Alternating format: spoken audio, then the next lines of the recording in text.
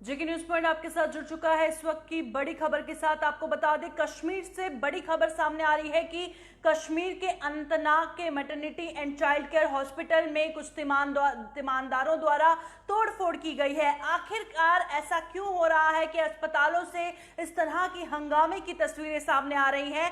कहां पर लापरवाही बरती जा रही है? क्यों जो मरीज के तीमानदार हैं वो पेशेंस नहीं रख पा रहे हैं? एक बड़ा सवाल यहां पर उठकर सामने आता है। सबसे पहले हम जानेंगे, फिदा हुसैन ग्राउंड जीरो पर मौजूद है, क्या पूरा मामला है? फिदा, हमारे दर्शक जो इस वक्त आपको लाइव सुन रहे हैं उनको बताइएगा कि आखिरकार इस अस्पताल में तोड़फोड़ क्यों हुई?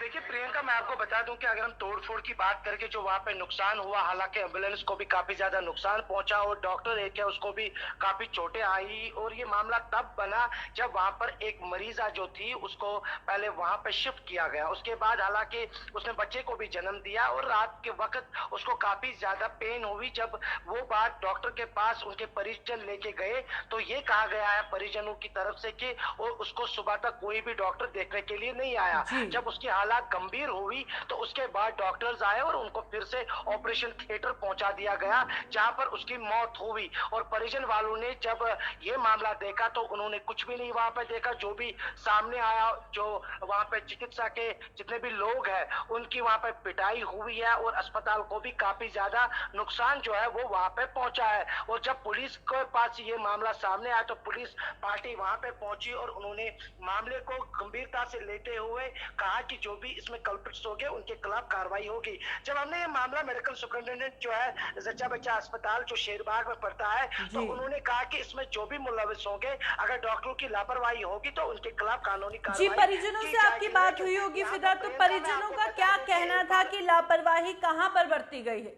देखिए प्रियंका, मैं वहीं पे आपको कहना चाहता था कि जो परिजन वाले हैं उन्होंने यही इल्जाम लगाया कि रात भर एक भी डॉक्टर उसको देखने के लिए नहीं आया वहां पे। जबकि हमने डॉक्टरों से कहा कि उनकी हालात जो है वो काफी गंभीर हुई है तो डॉक्टरों ने कहा कि आप ड्रामा कर रहे हो, यहाँ पे आप जाइए, वो जो मरीजा है वो ठीक है। लेकिन जब सुबह हालात गंभीर हुई तो उसके बाद उनको ऑपरेशन थिएटर पहुंचा दिया गया। लेकिन डॉक्टरों के साथ जब हमने ये मामला उठाया तो डॉक्टरों ने कहा कि जब हमने इसकी हालात देखी तो हमने इनको यही मशवरा दिया कि इनको श्रीनगर ले जाना है। लेकिन उन्होंने काफी वक्त जाया किया और उन्होंने तोड़फोड़ यहाँ पे की और तकरीबन 2 घंटे तक उन्होंने उस मरीजा को वहां पे ही रखा है जबकि उसको वहां पे शिफ्ट करने की आवश्यकता थी। तो घर वालों ने एक भी नहीं सुनी, उन्होंने वक्त जाया किया जिसके बाद उसकी मौत हुई। अब मौत कैसे हुई ये तो जो कमेटी बिठा दी गई है, जो कमेटी का गठन किया गया, जब रिपोर्ट सामने आएगी। लेकिन एक बार फिर यह अस्पताल सुर्खियों में है और इससे पहले भी कहीं ज्यादा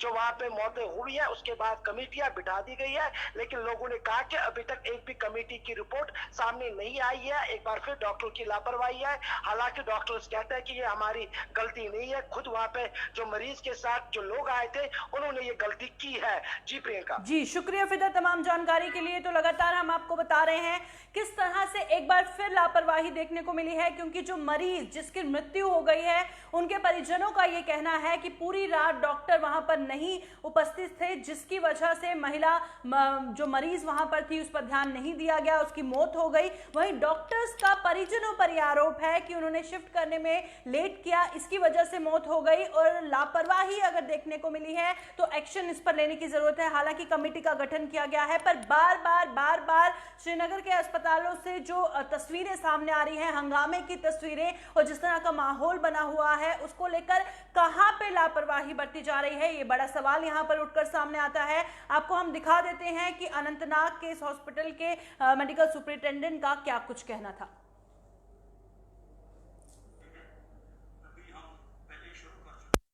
इसका हम देख लेंगे कि किसकी गलती है। अगर डॉक्टर साहब की कोई गलती होगी, पैरामेडिकल की गलती होगी, उसको हम जरूर सजा देंगे। इस वक्त हम नहीं बख्शेंगे।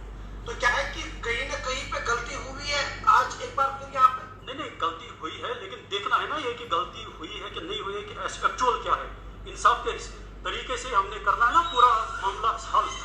अब अगर डॉक्टर की गलती है तो उसको हम पकड़ लेंगे, और किसी की गलती है तो उसको पकड़ लेंगे। ये देख लेंगे कि बार बार ये नहीं होना चाहिए। तो क्या इस बार इंसाफ मिलेगा? इंशाल्लाह जरूर मिलेगा। इंशाल्लाह इसका जल्दी आएगा। लेकिन जो आप कह रहे हैं कि इस वक्त तक बहुत सी केसेस हो गए, मैंने उसमें पर्सनली मुदाखलत की है तो मैंने उसमें कहीं नहीं देखा है कि हमारी गलती है। लेकिन इस वक्त में अभी हमारा पूरा इन्वेस्टिगेशन नहीं हुआ है, इसमें मैं पूरा देखूंगा। अगर हमारे डॉक्टर ऐसी बात नहीं है। सर अगर जब ये कोविड शुरू हुआ जी तब से आज तक सर मुतअद्दिद बार मैटरनिटी एंड जो चाइल्ड अस्पताल है ये तरक्की का निशाना बन रहा है, आखिर क्या वजह है? तो वो बात है, उनको भी अपना काम करना चाहिए। और अगर जी फैमिली की एलिगेशन से है कि हमने डॉक्टर साहब को कोई और बहुत बार बोला कि मगर वो अभी तक नहीं आए हमारे पास, बहुत बार रिक्वेस्ट भी की मगर ये डॉक्टर साहब हमारे पास नहीं आए, इसकी वजह क्या है सर? नहीं हो, मैं डॉक्टर साहब को भी बुला लूंगा, मैं ये सब देख लूंगा। अगर ऐसी बात है कि डॉक्टर की कोई नेग्लिजेंस है, मैं उसमें पूरा एक्शन लूंगा।